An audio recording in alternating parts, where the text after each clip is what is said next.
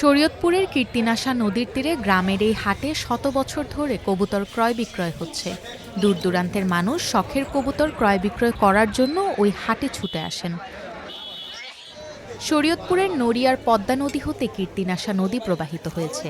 নদীটি ভজেশ্বর এলাকার পাশ দিয়ে বয়ে যাওয়ায় যোগাযোগ ব্যবস্থার সুবিধার্থে এই অঞ্চলের পাল জমিদাররা ব্রিটিশ শাসন আমলে হাটটির গোড়াপত্তন করেন। নৌপথে যাতায়াত সহজ হওয়ায় এই হাটে একসময় শরীয়তপুর অঞ্চলে বিখ্যাত ও সবচেয়ে বড় হাট হিসেবে পরিচিত ছিল।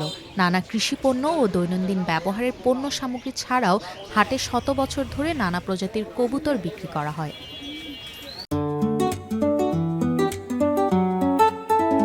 সবচেয়ে আপডেটেড ফিচার্স নিয়ে ১৪০টিরও বেশি দেশে কনকাফ্রেজ।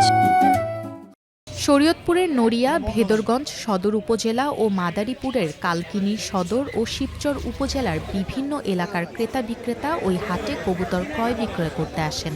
সপ্তাহের শুক্রবার ও সোমবার হাটটি বসে। তবে ওই হাটে শুক্রবারের দিনে সবচেয়ে বেশি কবুতর ক্রয় বিক্রয় হয়। ভোর থেকে দুপুর পর্যন্ত হাটে কবুতর ক্রয় বিক্রয় হয়।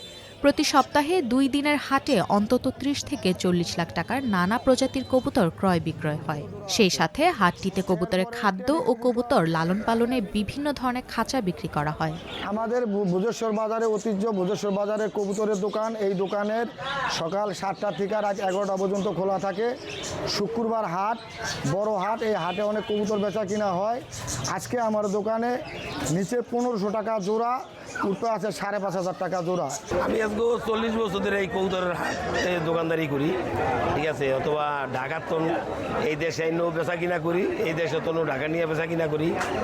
এই কবুতর সবাই আসে, শুক্রবার দিন জমজম হয়, ঠিক আছে।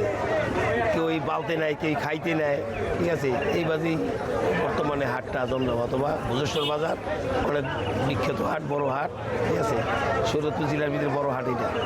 স্থানীয় অনেক শিক্ষার্থী ওই হাট হতে কবুতর সংগ্রহ করে খামার গড়ে তুলেছেন। পড়ালেখার ফাঁকে কবুতর লালন পালন করছেন।